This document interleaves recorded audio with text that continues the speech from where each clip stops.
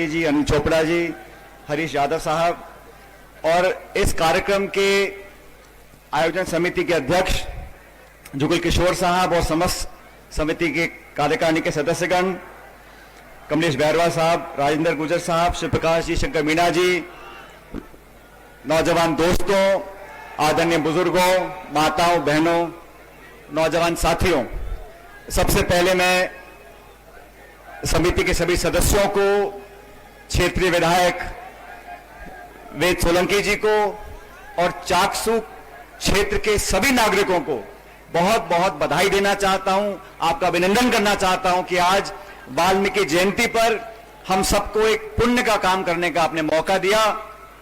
साथियों, आज हमारे समक्ष जिस मूर्ति का अनावरण हम सब मिलकर करने जा रहे हैं, ये मूर्ति बाबा साहब अंबेडकर की मूर्ति है और ये बात सच है कि अंबेडकर साहब की मूर्ति देश और दुनिया में हजारों लाखों लगी होंगी, लेकिन मुझे इस बात का फक्र है, गर्व है कि राजस्थान में अष्टधातु की सबसे बड़ी मूर्ति पूरे प्रदेश में कहीं लग रही है तो चाकसू में लग रही है, आप सबके सहयोग से लग रही है।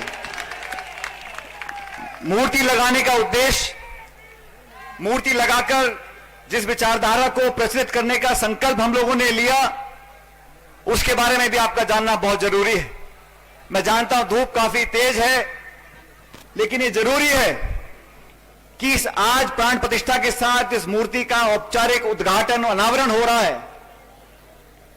ये मूर्ति एक इंसान की है, लेकिन इस इंसान ने इस देश को क्या दिया, दुनिया को क्या दिया, दलित समाज को क्या दिया, SC/ST को क्या दिया, इसके बारे में सोचना पड़ेगा। दोस्तों, मैंने अंबेडकर साहब की जीवनी को पढ़ा, जहां वो पैदा हुए मैं वहां पर गया हूं। उन्होंने जीवन में क्या क्या संघर्ष किए होंगे उसकी कल्पना आप लोग करो। आज 2021 है, समाज आगे बढ़ चुका, हम सब पढ़ लिख चुके, साधन संपन्न हो गए, फिर भी हमारे दलित भाई बहनों को आज कठिनाइयों का सामना करना पड़ता है। संकोच लोगों के, दलितों और आदिवासियों के साथ आज भी शोषण होता है, आलोचना होती है, उनके साथ जो व्यवहार होना चाहिए वो हो नहीं पाता।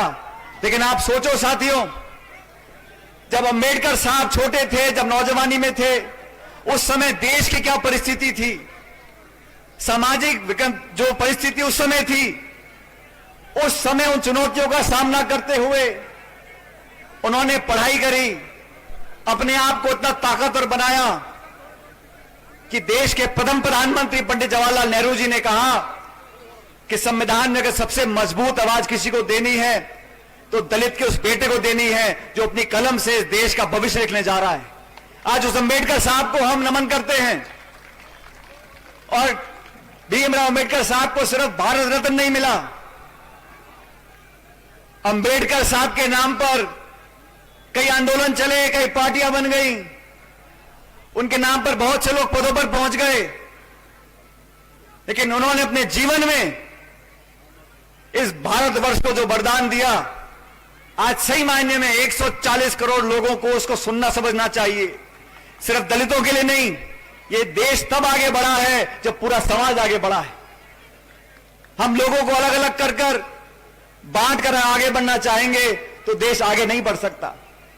और स्वर्गीय पायलट साहब, मेरे स्वर्गीय पिताजी बोला करते थे कि देश का विकास करना है तो गांव गरीब ढाणियों में जो गरीब का बच्चा है, कमजोर का बच्चा है, किसान का बच्चा है, दलित का बच्चा है, वो पढ़ लिख कर इतना सशक्त बन जाए कि उन कुर्सियों पर बैठे जिन कुर्सियों से देश और प्रदेश की नीतियां बनती हैं। सिर्फ चुनाव जीतने से, पद लेने से एहसास नहीं होता। अपने हाथों से कलम जो हम लिखते हैं, वो नीति निर्माण जो करते हैं, उन लोगों के दिल में वो दुख और दर्द होना चाहिए दलितों के प्रति, आदिवासियों के प्रति, किसानों के प्रति, गरीबों के प्रति, नौजवानों के प्रति। वही लोग इस देश को सही दिशा में ले जा सकते हैं। आज मुझे बड़ा दुख होता है, भाजपा की सरकार केंद्र में है, किस प्रकार के भाषण दिए थे। 7 साल का इतिहास उड़ा के देख लीजिए, हर क्षेत्र में उन्होंने देश के साथ धोखा दिया है। अर्थव्यवस्था को चौपट कर दिया। महामारी में हजारों लाखों लोग मर गए, चिंता वाला कोई व्यक्ति सामने नहीं आया, जिम्मेदारी लेने वाला व्यक्ति कोई सामने नहीं आया। बेरोजगारी ऐतिहासिक चरम सीमा पर पहुंच गई। 100 रुपए का पेट्रोल डीजल हो गया, 900 रुपए का गैस का सिलेंडर हो गया, और जले पे नमक छिड़कने का काम इस सरकार ने किया। ऐसे कानून बनाए, हमें कहा था कि किसान की आमदनी दुगनी कर देंगे, 15 लाख रुपए हर खाते में पहुंच जाएंगे, महंगाई खत्म हो जाएगी, भ्रष्टाचार खत्म हो जाएगा। मैं आप सबसे पूछना चाहता हूं, किसी किसान की आमदनी दुगनी हो गई है? किसान को आज खाद नहीं मिल रहा, किसान को आज बिजली नहीं मिल रही, बीज नहीं मिल रहा, उसकी फसल का दाम नहीं मिल रहा, और महंगाई आसमान छू रही है। किसान आत्महत्या कर रहे हैं, और ऐसे कानून बना दिए 3 कृषि कानून कि पूरे देश में साल भर से उसका विरोध हो रहा है। आज सच्चाई का सामना करना पड़ेगा, और सबसे ज्यादा प्रहार इस भुखमरी का, महंगाई का, भ्रष्टाचार का किस पर पड़ता है? गरीबों पर पड़ता है, दलितों पर पड़ता है। जो साधन संपन्न है वो तो अपना रास्ता ढूंढ लेते हैं, लेकिन जो वंचित है, जो पिछड़ा है, जो गरीब है, जिसके पास ताकत नहीं संघर्ष करने की, उसकी आवाज कौन उठा रहा है? उसकी आवाज हम लोग उठा रहे हैं। साथियों, मैं आप लोगों को वादा करना चाहता हूं, आज अम्बेडकर साहब की मूर्ति के सामने गरीबों के साथ, दलितों के साथ, आदिवासियों के साथ जहां भी अन्याय होगा, हम उसका साथ देने के लिए तैयार हैं।